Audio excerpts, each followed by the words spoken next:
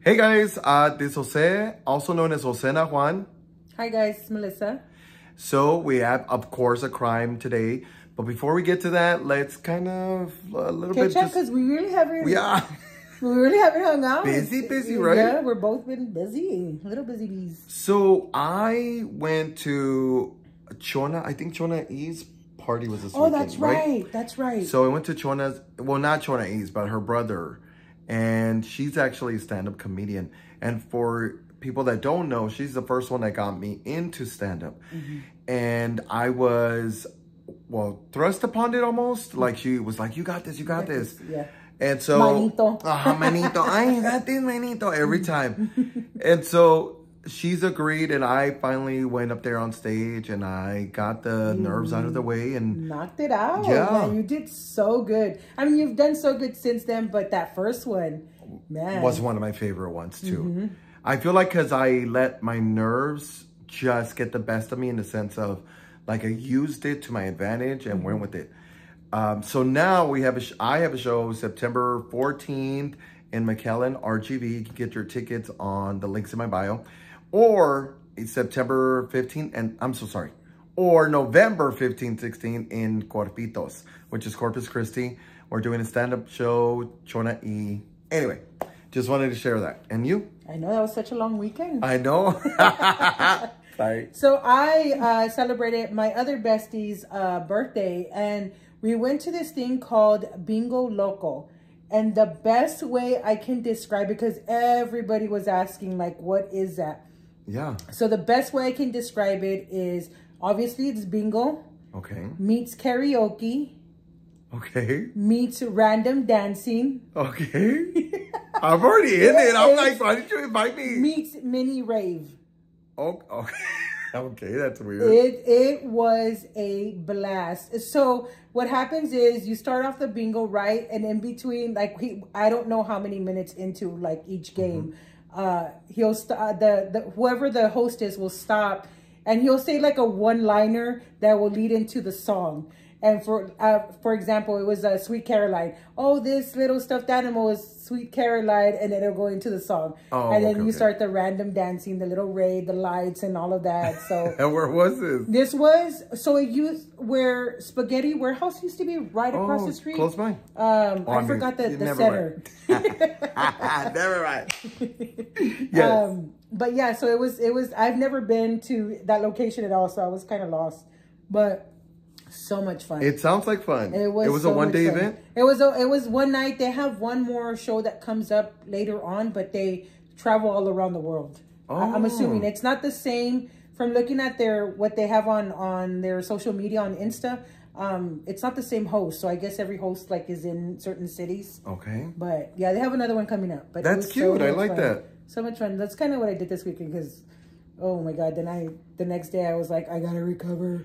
Oh, well, even though it sounds like, because she doesn't really party a lot, so it was good. And I was so exhausted. Like I work in retail, so it's exhausting. Yeah, but even so, it was good. I'm glad you got out. So much fun. Yeah. Now, with that said, we have another episode for you, and this time it's going to come from Melissa. We're going to take turns back and forth, and I don't know what it's about, but go ahead. So with this one, it's obviously it's a true crime, right? And it's about it's about Paris Lee Bennett. He was born in October 10th, 1993 in Abilene, Texas.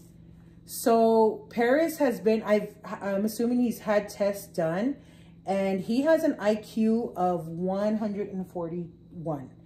So usually when you do tests like this, and they rate you, and his score is between 130 and 144, which means they're moderately gifted.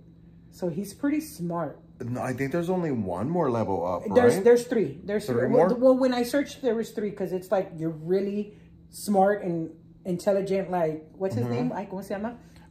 From Einstein. Okay. Einstein. I thought you were going to say Big Bang Theory. Of course, you would go to Big Bang Theory. I know.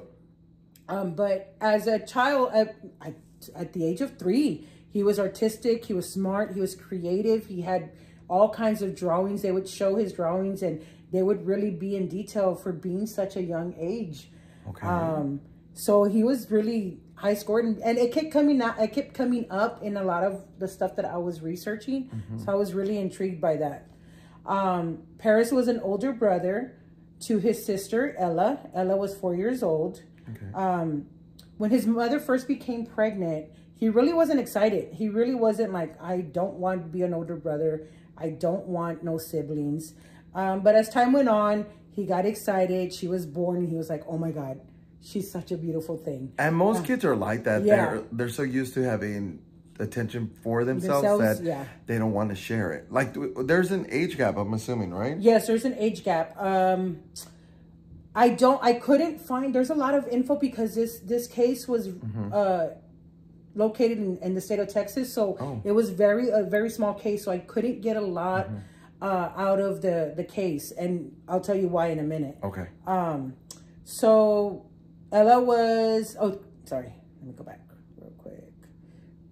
So when she was born, he was like, oh my God, I love her so much. So he loved being a big brother, and Ella loved her brother. She did everything that he did. So she when it came to like her clothes, her apparel, he would pick it out and try to match her. And she loved anything that he would pick for her. But that's really neat also because not a lot of older siblings are going to do that. Like, especially boys. Dress like the same. They don't care. Yeah. Exactly. Normally they'll be like, whatever, leave me alone. Exactly. My son was like that with my daughter. Yeah. Now they're like super close. I know. So early on in the pregnancy, Paris's father walked out on the relationship. So Paris's mother, Charity, became a single parent. And it's so funny because during the pregnancy, he wasn't there. When he was born, he wasn't there. And then all of a sudden he appears when Paris is 17 months old. And I thought that was kind of weird. I was like, well, okay. So of course, from what I'm reading, the mom took him back. But she noticed that the father was acting kind of weird, kind of different. Okay. And it later comes out that the father was diagnosed with paranoid schizophrenia and with auto and visual hallucinations. Oh my God. Yeah. Okay. Which this probably plays into later on into the story. Okay. So of course she's raising her kids on her own because he leaves again. So she's raising on her kids. She's raising her kids on her own. And she also gets a video, like back in the day, you know how you used to video, like the little video cameras that you would hold, the camcorders. She loved filming her kid, like everyday life with her kids. Oh, there's Paris playing, or there's Ella playing. And little by little, you'd see like, oh my God, Paris was excited to be playing with his sister. But then the behavior started changing in some of the clips as you went on in the interview. And he starts getting a little bit more aggressive with her. And he starts like kind of like tugging at her and pushing at her and kind of like, I don't want to say throwing her, but kind of like doing like that number. Okay. And mind you, she's little. She's at the time they're showing her, looks like she's from a baby, like maybe 9 months till all the way till she's 4 years old. So the clips go a little, in line. How did he look when? It looked like he was about 6, maybe 7. Okay. When the clips start, because it's and how does the baby look? She looks like about 9 months. Like it starts. Okay. So about 9 months to like 4. Yeah, there's a good age gap. Okay. And you could hear on the other end because Charity, the mom, is the one recording this. So she's like, "Be careful, Paris. You're being too aggressive." And that look he gives that if look could kill. He looks at his mom like, "Don't tell me shit." Oh. He gives that ugly look, and I was like, because I've seen that with kids, because they're like, what? She's your favorite? Yeah, kind of like that. That look. But the look that he gave her, I was just like, ew, if looks could kill. Híjole. I got nervous because I was like, ooh. So it's, she's going through that, filming, all of that comes out. Charity relapses and starts using cocaine again. So throughout her childhood, no, not childhood, through maybe about, I want to say 12, 13, according to what her mother is saying, that she started using drugs and started drinking and started partying. At that age, yeah. And I'll tell you why in a bit, how their relationship was. Yeah, you saw my face, right? Yeah, you're just like, how? What the but it's because it stems from her at such a young age that's why she relapses. Oh, okay. So she relapses, and she's, at this point, Paris is 12 years old, and Ella is 3. Okay. So Paris is having to take care of his sister and his mom. So it almost feels like he becomes a parent. And I feel like this is where it starts from, is where he starts being upset with his mom, starts kind of maybe being angry with his mom, because I'm not sure how in detail he sees his mom in this stage of her relapsing. Okay. So I'm not sure how intense it gets. But he does it feel like he loses some respect for her? Or there's anger behind it? I want to say there's anger behind it because of her relapsing. And he's 12 years old, so he's starting to understand like what the difference is, or what drug use can be. Because I'd say that, because kids are starting to be more aware when it comes to either using or people using, is how I feel. I'm not sure. No. I see where you're going. Sorry, I lost it right here. Okay. Hold on, because I know you scrolled it down and you scrolled it back up, and I was like, what is she doing? I lost it. You left out where he is taking care of them. Oh yeah, because she relapsed. You know what? I'm missing some notes, but it's okay. Oh no, down here. Okay. Because I wanted to get into the whole mom dynamic. So yeah, so she relapses, and I'm assuming that she's probably getting help between this time. Okay.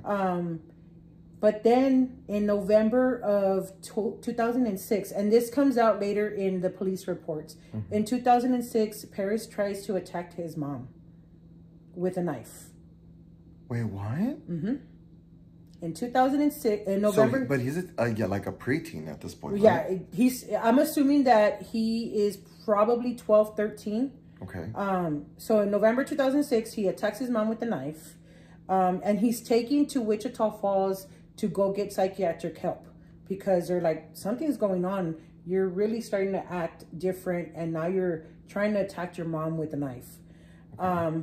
Take him. He gets evaluated, and when he gets evaluated, when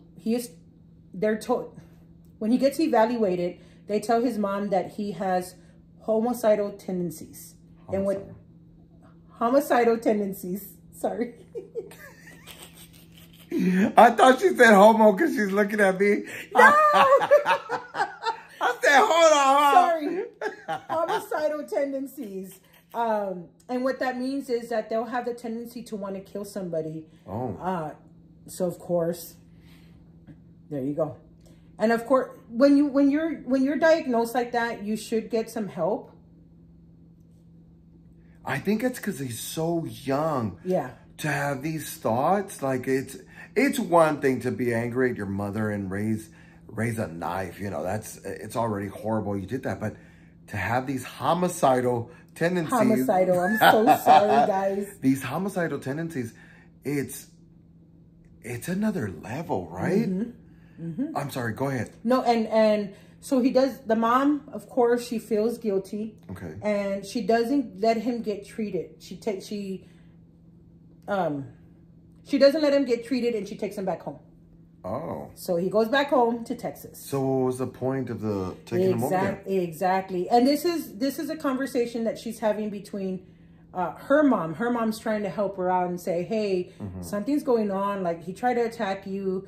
I really think he needs help. I'll help you with this. Sends him, and I guess Charity, which is the mom, is like, no, I'm going to bring him back home. Because she's that type of parent that's very, I don't want to say, it's not what she's nurturing, but it's not the word I want to use. She's almost very... overprotective. Hovering. Yeah, hovering. Yeah. There you go. That's the word. She hovers a lot. So I'm like, and you start to see it as you see the interviews go by and stuff like that. I was like, you're very overprotective, which is a good thing, but not in this case. So on February 4th, 2007, Paris was... On February 4th, 2007, Charity needed to go to work.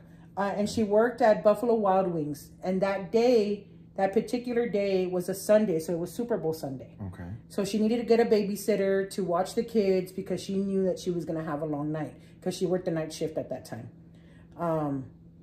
Gets a babysitter and off to work she goes.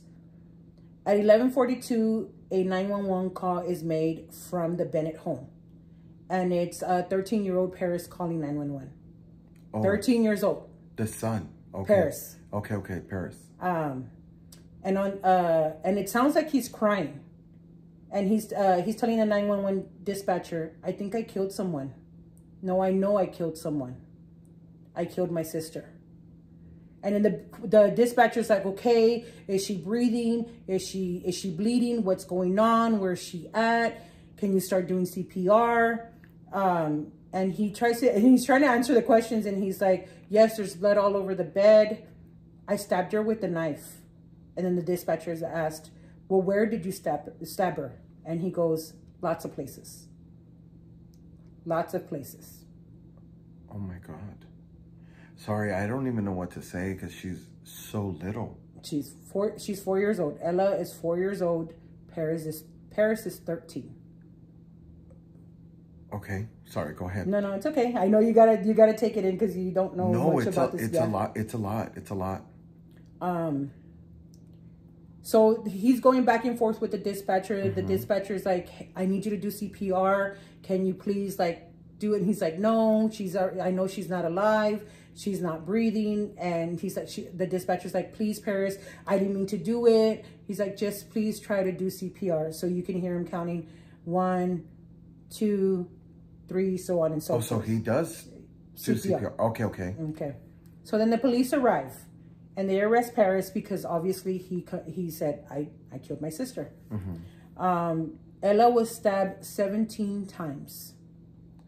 And the knife that was used was found on the bed next to Ella. Wait. So he was doing CPR on the bed? Is what is being said. Okay. Yeah.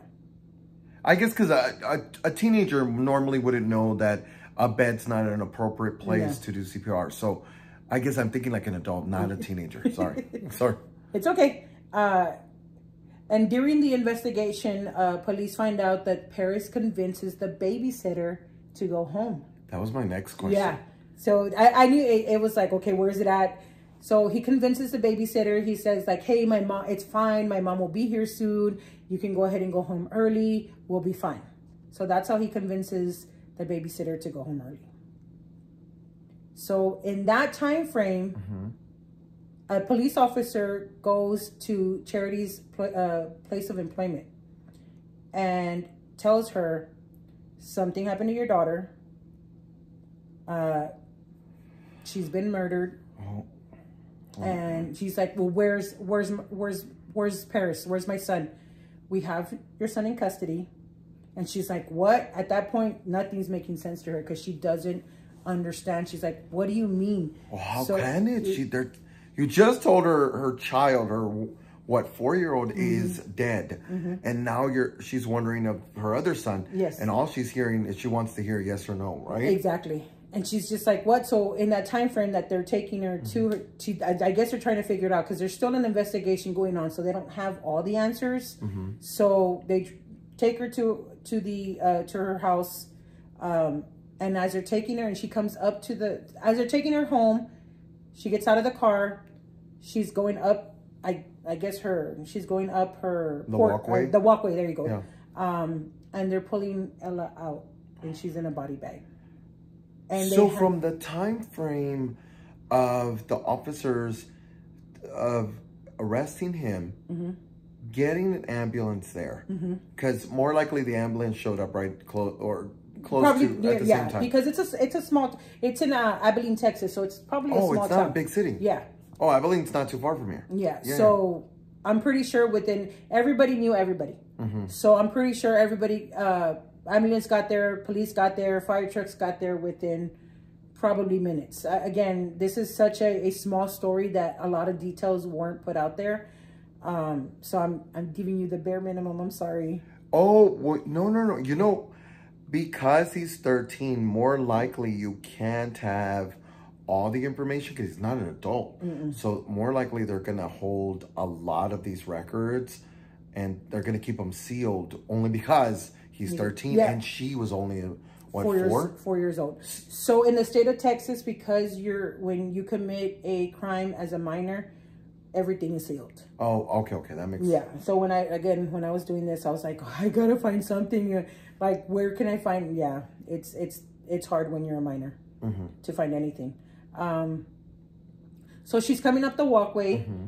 Ella's coming out in a body bag, but they have the body bag. You know how when they take you out, they zip it all the way up. Well, with Ella, they had it zipped up to like right up to her neck, so that way Charity, her mother, could see her and say goodbye. Oh my God. What the fuck? How is that okay? Doesn't make any sense? I don't know. It's crazy, right? But it's because, remember, everybody knows everybody in this town. So obviously the person that did this knew that Charity would want to say goodbye to her child. Again, because I'm pretty sure all kinds of thoughts are going into her head, like, okay, why did they have Paris arrested? What happened? Why is Ella here? Like, all kinds of things are probably going through her head. And they describe Ella as being very bossy, very opinionated, loving, caring little girl. And I was like, she was so beautiful, that little girl. So 4 years old. So I'm going to dive into the history of Charity just for a little bit, so that way you guys can see the dynamic between the mother, which is a grandmother, Charity the mother, and then Paris, because it all ties in later on. Okay. So again, Charity Bennett didn't have the greatest relationship with her mother. I didn't get to I don't know how to say her last name. Clar?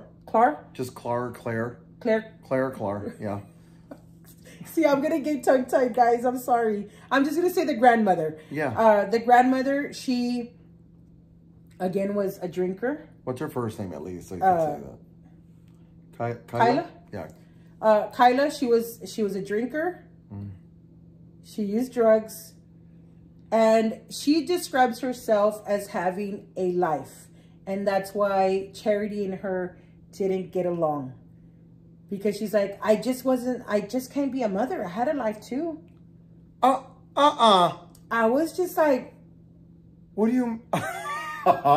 Just say you don't want to take care of your child, baby. She had nannies to take care of her. Oh, so they were kind of well off? They were well off. Oh, okay. Yeah, they when they were younger, I guess. And I was just like, how can a mother say that to... I have a life. I have a life.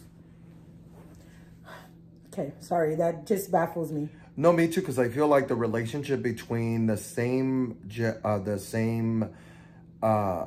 like female to female is important.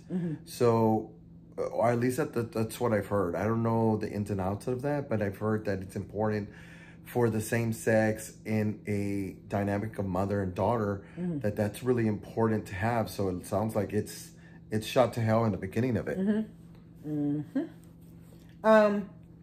And the mother was also married 7 to 8 times. Allah. 7 to... So can you imagine... Bitch, I can't even get one down the aisle. The revolving door of men coming... Because that also plays a part in a child's like trauma or seeing different... Psychology, exactly. And I was just like, oh my God, this is already a lot just in this little info of how Charity grew up. And I think that's probably why she was trying to be that hovering parent, because of what she didn't receive when she was younger. Plus, I feel like it also maybe leads her in the path of her choosing men as well. Like Charity, yes, right? That's one thing she says. She's like, that's one thing me and my mom have in common. We don't pick the right men. Oh, okay. Don't pick the right man at all. Okay, so she knows. Okay. So she knows, yeah. Okay, she my said bad. she's Let me sit my ass back. no. She said it. It's not something I put in here, but no, she says that. Okay. She's like, we don't pick the right men, but it's. I mean, at this point, what can you do? Okay, exactly.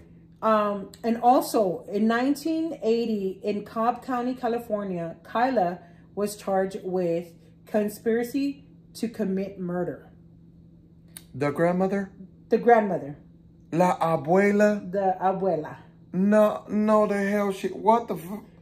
Does it go into detail? A little bit. You better not leave me hanging, honey. No, to the conspiracy to commit murder to James Robert Bennett Jr. This is Charity's father. Oh, okay. Of course, the court finds her not guilty because it's a back and forth with her and I didn't do it and he's part of the mafia and somebody did it. Somebody else. Look at his parent.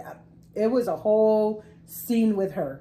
Now, when you're paying attention to that, does it seem like she did do something?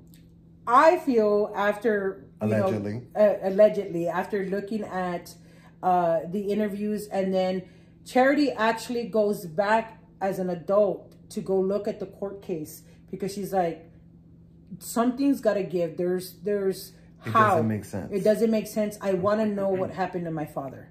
So she goes back, and when she looks at it, obviously she's an outsider looking in because she was little when this happened. Okay. So she's an outsider looking in, not knowing anything. Growing up, she's just like, okay, well, your dad, was murdered, and that's basically it.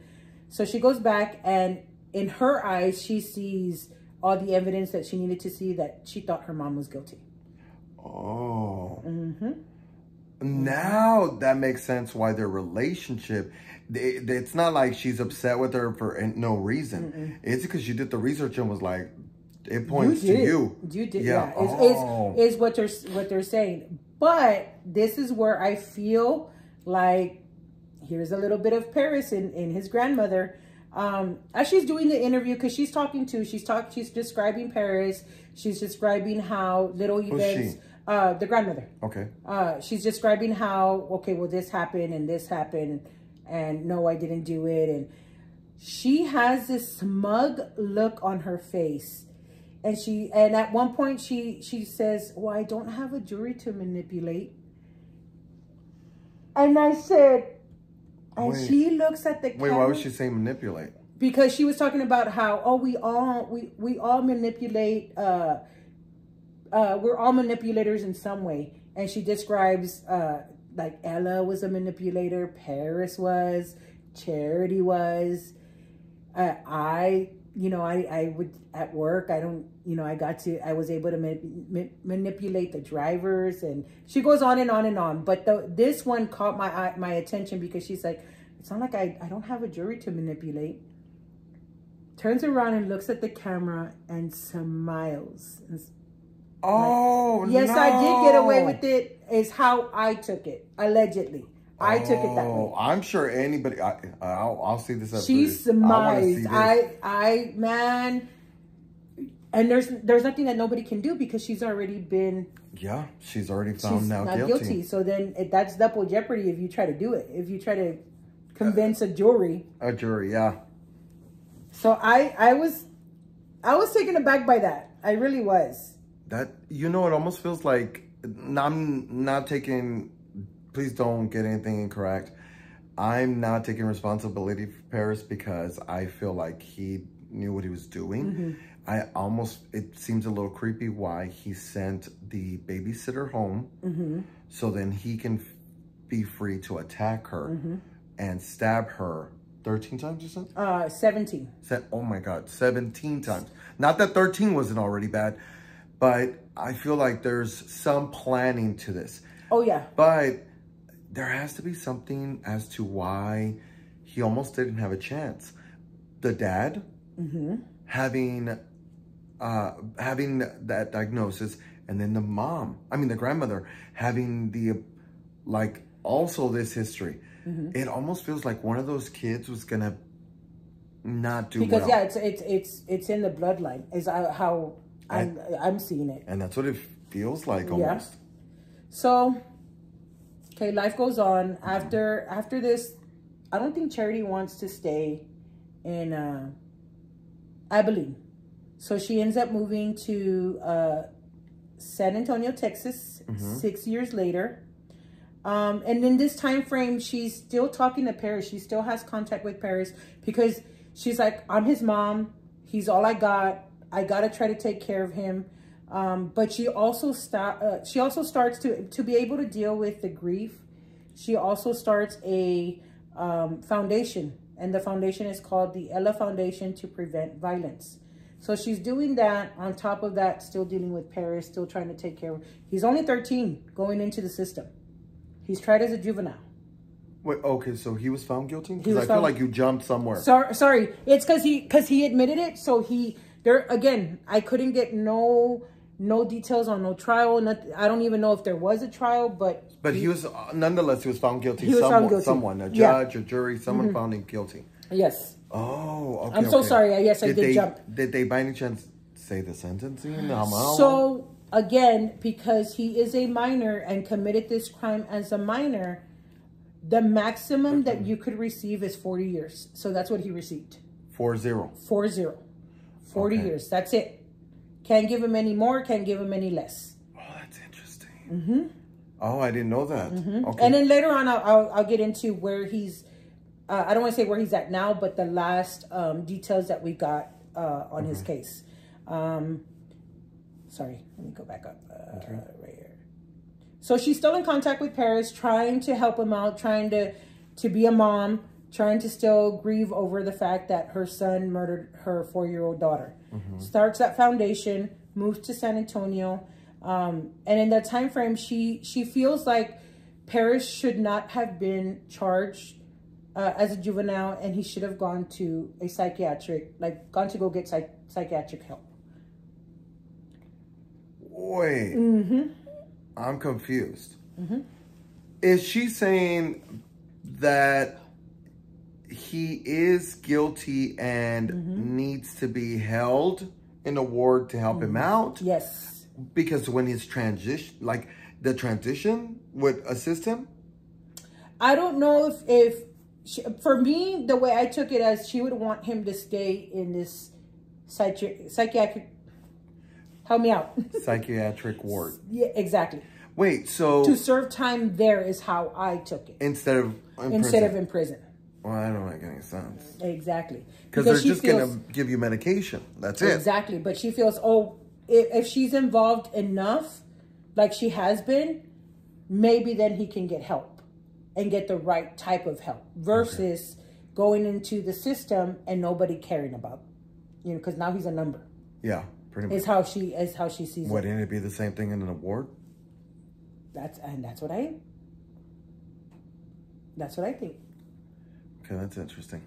I'm like, I mean, it's crazy. It doesn't make sense, is what I'm trying to say. Exactly, because I thought the same thing too when she was trying to talk about, it's going to be the state of Texas's fault if he comes out and he's not better and exactly. Wait, what?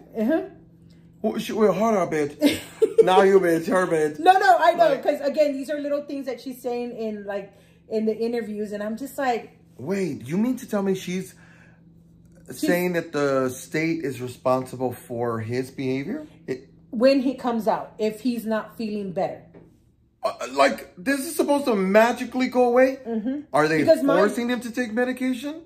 I don't think so, because at this point, he hasn't been diagnosed with what we later find out. Okay, sorry. It's okay. It's okay. Getting ahead of myself. It's all good. I'm not, because you're more in detail in your head. Yes, I want to fight. So Paris has an assessor. And what an assessor is a non-lawyer who sits with the judge to provide expert advice. Because when I first heard this, I was like, what's an assessor? Like, what does that mean? Why doesn't he just have a lawyer? But again, I think because he's at a young age, he's a minor, is why you have an assessor. Oh, that's interesting. I've never heard of that Me before. neither. I'm just going by how the story is being told, and that's how I took it. And this assessor, the first assessor that she has, deems Paris a psychopath. A psychopath is a person with a personality disorder and manifesting itself to extreme antisocial attitudes and behavior with lack of conscience. Oh, wow. So you would almost say that he doesn't feel guilty for murdering her. So based on what I'm assessor looking, said. yes, and what he says and how I'm watching him act. Okay. Yes. So she of course has doubt in her mind. The mom that she is like, no, my son can't be this. No, there's no way. So it takes her a while to digest this and to start like, okay, if this is the case, or if not the case, I need a second opinion. Okay. So fair enough. Yeah. So it's about 6 months later, and she gets with the doctor. The doctor. Sorry, hold on. It's about 6 months later, and she gets with the doctor, and she orders a psychiatric checklist for the youth version, which is him being younger. Because she wants to know, okay, if this is the case, I want him to get tested. Okay. And that's what they called it. It was a checklist. And so I want him to get tested, and I want to see where in this are you guys, like, where are the key points, or where are you seeing this type of behavior? So she gets 6 different assessors to do this. 6 to reevaluate his behavior. And where do they conclude? All of them conclude the same thing. He is a psychopath. Shut up. And the last doctor, which is Dr. Park Dietz, okay, gives her a number. This number is for risk management. And he told her, you need to stop spending money on your son. You need to start spending money on changing your identity and finding a place to hide. Because when he comes out of prison, he will come and kill you. He will come after you. No. He will come back to kill you. And what is... Okay, hold on. Go ahead. That is a lot to take in. Mm-hmm. After 6 of them, and they've all concluded the exact same thing, mm-hmm. right? Psychopath, psychopath, psychopath. Mm-hmm. And the last one says, you are warned that he's not going to do this. He's going to come after you because in his head, he's got to finish the job. Because I can see him attacking her because if he goes against his mother might be stronger than him. And she was the focal point, right? She was a focal point. She was a focal point of why he attacked where his sister. anger's coming from. Yeah, exactly. Okay. So then in the time that she moved to Texas, remember, because this happened 6 years later. So this was 13? Paris is now moved from juvenile to an adult prison. Oh. And he is moved to Ferguson Unit in Midway, Texas. At this point, Charity also has another child. She has another child named Phoenix. From whom? Doesn't say. They never mentioned the little boy's last name. They never, other than his first name, and that is it. They don't mention anything else. Well, that could just be her saving or being careful with exactly. Bennett. And also, because remember, Paris is now diagnosed with being a psychopath, and also coming back to hurt his mother. So it could also be, well, I want to hurt my mother and my half brother. I don't think he would harm her. I think he would harm the new child. That's what I think. Boy or girl, sorry. Phoenix is a boy. Boy, okay. Well, not that matters. I was just wanting to say he or she, whatever. But, no, sorry, not the LGBTQIA. Tried it on his own. Honey. No, but I feel like that's the scarier part is that, because what he did first was he harmed her by harming her, right? But remember, so in November 2006, he tries to attack his mom. What? Remember, Remember I told you that in the beginning? No, there's a lot. Sorry. Yeah, okay. I don't remember that. Because the dates are so close. So November 2006, he tries to attack his mom, remember? And then doesn't get the help that he needs. Mom takes him back home. Not even, 4 months later, he kills his sister. So now it's just like, you really wanted to try to harm your mom. Didn't happen. So now you're coming after. The way he sees it was, and he says this, I wanted to hurt my mom the worst way that I could. And the worst way that I could was her kids. Okay, so then okay. Yeah, so it comes out later. Yeah, it comes out later. So he does say that in the sense of, what's the best way? See, I feel like that's premeditated. It is. You knew that if you got rid of your mom, there would be problems or chaos or whatever. But you wouldn't fully get to see her in pain. Exactly. But if you got rid of this little child who was harmless and couldn't harm you physically as well, then you could do it in the worst way by getting rid of, so she could, then you can see her in pain. It's almost, you can see the results to your actions. This is, oh my God. It's a two birds with one stone, because he's like, well, she lost both her kids. I mean, I'm locked up.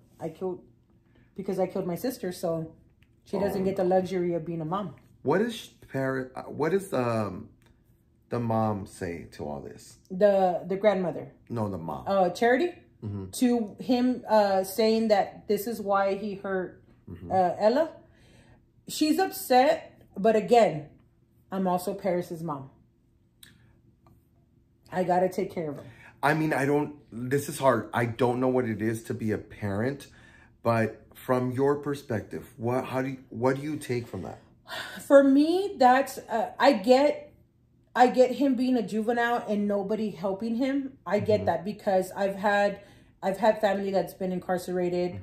I've heard the stories of how they don't care, so on and so forth. So I get that part of being a mom, but as time goes on, you're still, even as an adult, you're still there helping them, and it's almost like I have to forgive him, and it's like if she's trying to forget it, even though it hurts her so much that she lost Ella. But it's one of those things. It's just like she doesn't know what to do. It's like, I want to be a parent to Paris, but at the same time, he took my child. So I know I know. So you would say that you would do the same thing Charity is doing? I don't know if I would be as hovering. If I were to do anything, it would probably be the bare minimum of like, okay, well, here's your basic life, whatever you need in life, whether it be toilet paper, food. That's about, I think, all I would do. If one of my children murdered my other child, sorry. I don't mean to ask you that. I think it's unfair. I'm sorry. But you're the only parent out of both of us, and it's a hard one. I don't know what to say to that. It's hard. It's hard because remember, you're raising these kids, and it's not really your fault that it falls in your bloodline that Paris or anybody is deemed a psychopath. Correct. So it's hard. You're right. That for me, I'd be like, bye, see what I want to be. But I don't think you would. I don't think you would. No? No.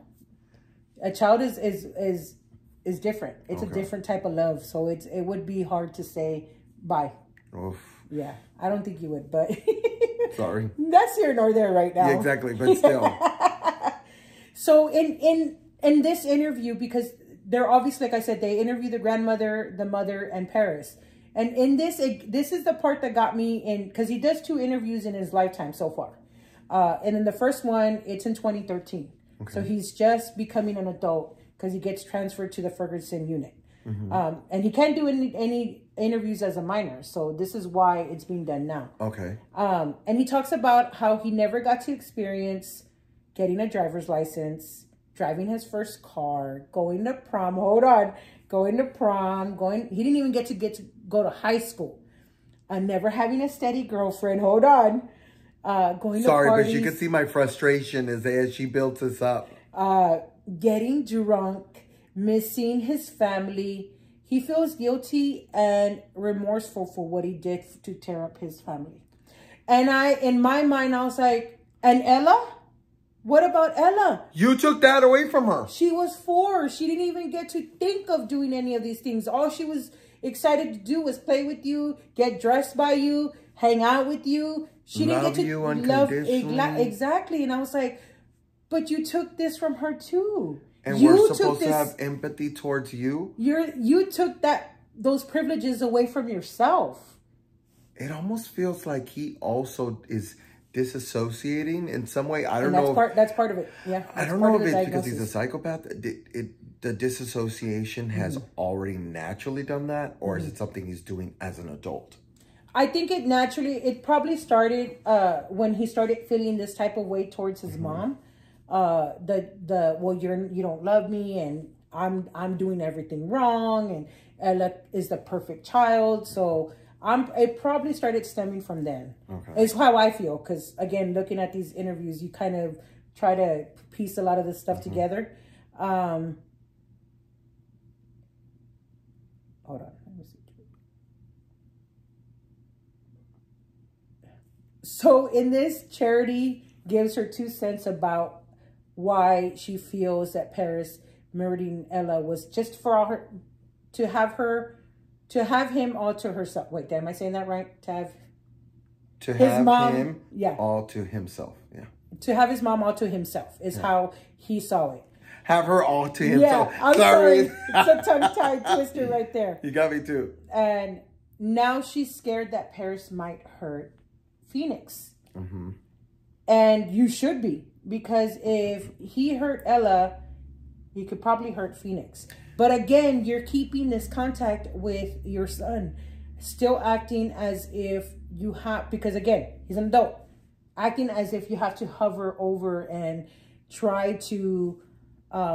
understand or try to, because she goes on and says, well, I've asked him these questions and then he doesn't answer them like this, or he doesn't do that, and I've asked him again, and for me, it's just like, I think now you should probably pay attention to Phoenix and give all you need to him, because you're trying to change Paris, or you're trying to help Paris, but you probably won't, because he's deemed a psychopath.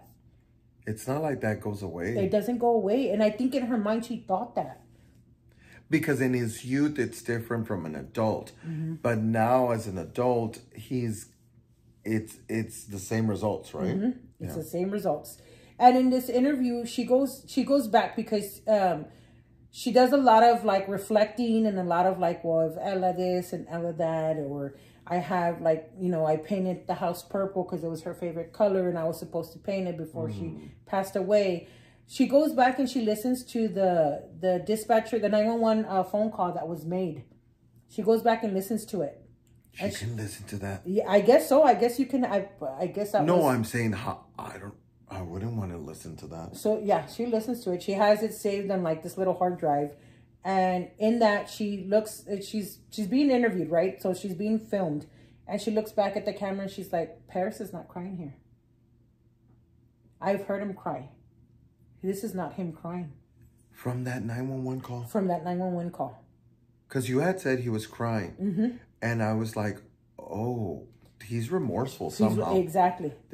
And this is where, again, this is how later on I told you it would tie in. And it also says he didn't do CPR on Ella. Ella was found on the floor face down. Because when you do CPR, you have to be face up. Face up. You lie on your back, and she was found face down. Wait. So he was going 1, 2, 3. He wasn't doing anything? Doing CPR. Oh, wow. Mm-hmm. And he was only 13 at the time. 13 at the time. And now he's a grown man. Mm-hmm. Oh, no.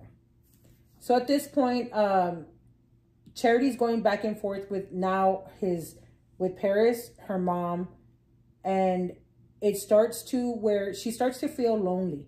Because remember, she moved from Abilene, Texas to San Antonio, Texas. And she's talking with her mom. She's trying to, I guess, rebuild a relationship with her, and trying, because when they come to this conclusion, they're both trying to help Paris out. Okay. So this is how they start rebuilding their relationship.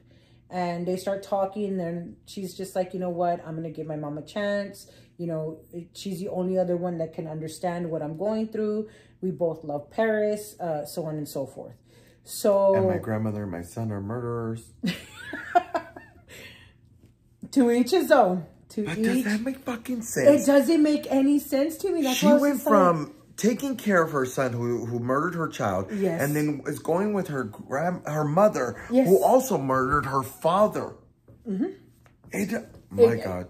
It's right? You think, okay, well, I'm in the, my family's crazy. This is even worse. So she ends up moving back to Savannah, Georgia with her mom. Okay. So she's no longer, as of right now, from my understanding, Charity no longer lives in Texas. She's now in Georgia. Okay. And I'm trying to hurry up and cut it. No, you're good. Oh, okay. So remember how I told you Paris does 2 interviews, right? Okay. So in 2019, he sits, and I'm going to mention this because you see the difference in when he did an interview in 2013 to when he did an interview in 2019. And you can see the disconnect in his face. You can see how he practices his answers. You can see how he's done his research with his diagnosis.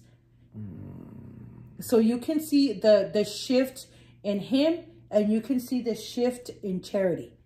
Because Charity no longer is as hovering of a mom that she was at the beginning. Or as protective, right? Or as protective. And maybe it's because now Paris is trying to convince his mom, well, I'm not, or I didn't, or, you know, just little things like, or the way he answers, it's very, very not as loving. Because he talks about his brother, he talks about, like, just different things that he talks about, and she's just like, he's really disconnected, and it doesn't make sense how he's like, oh, I strongly love my brother. I love him so much. I love him so deeply. And she's like, but how if you've never met your brother? So little things like that is where she's starting to, like, question, okay, his authenticity. Exactly. Oh, okay. So in 2019, Paris sits down and does an interview with Piers Morgan. Piers Morgan? Yeah. Oh, okay. Sorry, I was like, am I the Piers Morgan? The Piers Morgan. Okay. And they don't let him sit down side by side, or you know how you kind of sit right across from each other when you do an interview? They don't let Piers sit with him right across each other. They're like, nope, you're going to do this interview on the other side of the glass window. Wait, why? Because he is deemed dangerous. And they're like, nope, we're not going to put your safety in jeopardy.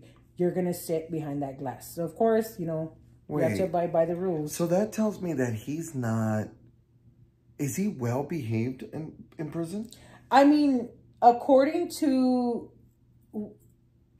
I'm assuming yes, but it's how he speaks. It's how he tries to dumb you down is how I see it. Well, no. Speaks down to you. Yeah, speaks down to you. And I'm just like, it's like his answers are always correct, or he's politically correct in how he's answering. Because remember, he's done the research for his diagnosis. Does he have a parole? Yes. Oh, yes. Okay, that makes sense. So I think, remember, he's had 6 different doctors tell him that he's diagnosed as a psychopath. So he's trying to change everybody else's mind. The narrative, yeah. Exactly, and say, well, I mean, this happened when I was 13. I'm not the same person that I was when I was 13. Not that I was either, but I also was deemed... We didn't also didn't murder our siblings. So in this interview, he has 2 leading specialists sit down with him. He has Dr. Casey Jordan, and she's a criminal behavioral specialist. Okay. And then he has Mark Fabric? Let me see. Fabric. It's not fabric. It's not. Yes, it is. It's fabric. I don't think it's pronounced that way, because when I was like, okay. Fabric? I think maybe Fabric. But even so, it looks like fabric. Just say fabric, girl. Fabric. And he's had over 20 years in the FBI profiling. He's had over 20 years in the FBI profiling violent criminals. Oh, okay. So they're watching and they're seeing, okay, let's take out key points of where we see how he's acting. And wait, so during the interview with what's his name? What's his name? No, Morgan. Piers Morgan. Keith Morgan. Sorry, I was like, so he's my favorite. So while Piers Morgan is doing the interview, they're watching it from the back. Yes, they're watching like from in a different room. In a different room. And then in another room, they have Paris's mom, Charity, listening too. So that way she can also listen to key points like, oh, okay, maybe I shouldn't. Or, okay, yeah, he is going to come after me. So just her listening to the way he answers certain questions, because they go back and they're like, okay, you were like, Piers Morgan doesn't sugarcoat anything with this man, with this young man. He's like, okay, you did this and you called this and did you do this and you're saying you love her, and, you know, trying to get into like the nooks and crannies of you know, this case. So she's sitting down in another room, which is Charity, and then the specialists are sitting in another room, and they're listening and they're writing stuff down, and they're like, he's a psychopath through and through. Like there's no changing, you know, what he's been diagnosed with. Let me see. So this is where Paris Morgan asks, why did you kill your sister? What made you do it? And it comes out that, okay, well, my mom, I wanted to hurt my mom, and the best way to hurt her is to take away her kids. To take away her kids. So it finally comes out that that's what he says. I wanted her to hurt in the worst way, and the worst way is taking her kids away from her, because she loved her kids. Oh, that's a depth, right? Mm-hmm. Like you're trying to clean up everything. How does he clean that up? He just says that? He just says it. He just says it. Of course, they use bigger terms and bigger words, but it's too much to put into like an hour episode. Yeah. So, you know, I just get the little bits and pieces of it. And then they ask him, well, what do you remember about that night?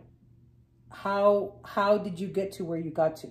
Like, how did you say, okay, well, I'm gonna murder my sister today, or I'm gonna commit a murder, mm-hmm. And he's like, I don't have a good memory. Mind you, his mom, they pan to his mom, and his mom's like, he has a great memory. He has a great memory. I don't remember the details of that night. I don't even know, and I know that's a goddamn lie. Like, mm-hmm. He seems like a person that is equipped with, because he's a really strong, big brain, right? Mm-hmm. And that brain's going to tell me that more likely he's going to recall mm-hmm. to detail. To detail. Of course, he doesn't want to. No, because he has a parole probably coming up. And then Pierce asks him, I have the 911 recording. Do you want to hear it? And he refuses to hear it. He's like, well, why? He's all, because if I hear it, then I'll break down and I can't show weakness in this place. Going back, and if I'm emotional, it's going to show... Who's going to see you? The guards, bitch? They already see you. Well, I guess when they go back to general population. Yeah, but still. And the specialist, they pan to the specialist, and they're like, no, he doesn't want to show us that he's going to have lack of emotion and lack of empathy. Yeah. And I was just like... That's really interesting, though, because he would have to force it out. And he can't, because he's in this whole interview, he's straight face, has no emotion at all. His answers, like I said, politically correct. And like, there's no emotion in this young man. It almost feels like it would be monotone, all the same. And it kind of... This is how it goes, and this is my response. And that's how he sounds, exactly like that. It says, and this is another funny part too. It says, so they're like, well, what do you like to do while you're in here? Oh, I love to read. He goes, I love to read horror stories, I like to read dark fiction. And that caught the specialist's attention because it soothes me. It soothes me to read this type of books. Look, I love horror. Don't get me wrong. I love horror. But it doesn't soothe me, honey. It soothed him. And they said because he's a psychopath, he needs the thrill and excitement of what's in those books and what's being written. Because so why are they allowing him to read those?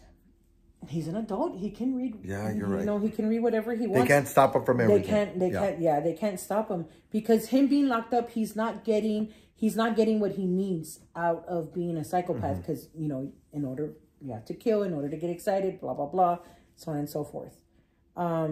Which that was so weird to me. I was just like, it's crazy how certain things. How we don't see that they're abnormal, right? And We'd be like, and these specialists are like, nope, this is this, and nope, this is this, and he's doing this because of this. It was crazy how they broke into that. And then it says, not Paris. Piers Morgan asks Paris, how do you feel about your brother? And then he looks at him like, shit, how do I answer this? That's how he looked. He gave that like silent 5 seconds. And then he's like, I feel deeply and strong love for my brother. And then his mom's like, pan to his mom. And it's like, but how if you've never met him? Like, how do you love somebody that you've never met? If you had a strong relationship with your sister whom you adored and had a connection and dressed her up like a baby doll, why would you have the same feeling? Yeah. Exactly. And you could murder her. Why would you have the same feeling for a child you've never met and never really got to interact in that way? I'm sure there's a phone call here and there, but there's got to be something to what that says about him. Because I feel like he's ready. He's ready. If he gets out, he's ready to look for his mom and probably hurt his brother. That's how, because of how he answered it and how it took him a minute. And then it's kind of like that, fuck, how am I going to answer this? Because I really don't have no feeling towards him. I'm sure he detests whatever towards him. Doesn't have any like emotion for him. So they end the interview with Charity, asking Charity, what do you feel about this interview?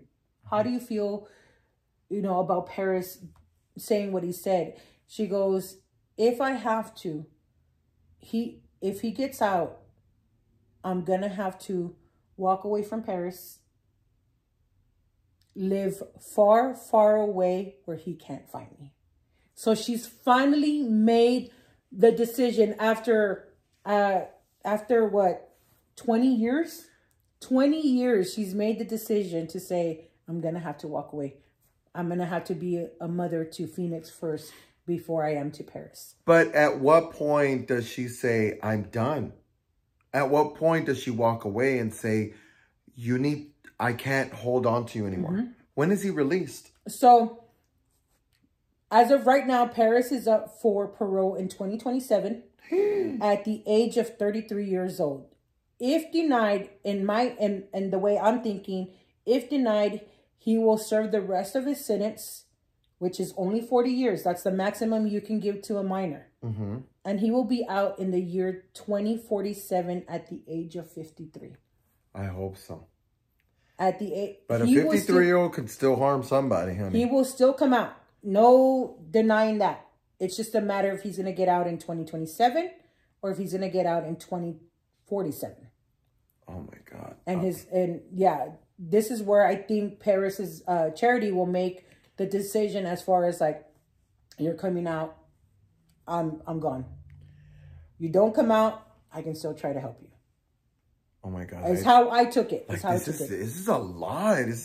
For one woman to like have to bear mother murdered her father and then her son murders her child, her young one. And now you have another child in this equation that you have to protect probably from grandmother and from brother. No, mind you, she's living with her mom. Know. Yeah, she's living with her she's still got to protect them. Yeah. Because who knows, that bitch is going to go off. Yeah. Allegedly. We don't know that. But if she's done it once, it's it's in her innate ability, I think, to do it again. If it benefits her and she can get away with it and manipulate a jury, then she can do it again. And she probably thinks she can get away with it like he does. And like she did the first time. I need a breather. Now looking back at it and putting all these details together, it's a lot for one person to take on. But I mean, through this, she's as far as I know, she had been clean after, you know, her relapse. She went and did that foundation, so she still has that foundation going on. So I'm pretty sure that's probably what's helping her too, the Ella Foundation. So well, I guess you too can support the Ella Foundation if you want. Yeah, it's what is it? The Ella Foundation for. Let me go back to it. Sorry, guys. I wanted to have it in hand, and I don't.